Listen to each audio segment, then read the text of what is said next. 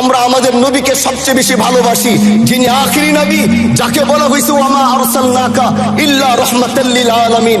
আমরা বারবার দেখছি কিছুদিন পর পর কারা যেন কিভাবে এসে আল্লাহ নবীর শানে কটূক্তি করে, নবীকে নিয়ে অশ্লীল ভাষায় গালিগালাজ করে। এই দেশের মানুষ নামাজ না পড়লেও যদি কেউ নবীকে কটূক্তি করে তার কলিজা ছিঁড়ে যায়, সে রাজপথে নেমে যায়।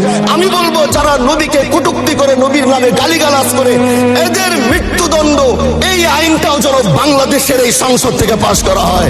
মাননীয় স্পিকার, এলাকায় বলেছিলাম যে আমরা ন্যায়ের পক্ষে কথা বলবো, ইনসাফের পক্ষে কথা বলবো।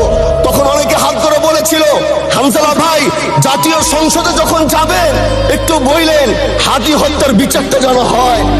ন্যায়ের পক্ষে কথা বলেছিল, ইনসাফের আওয়াজ দিয়েছিল।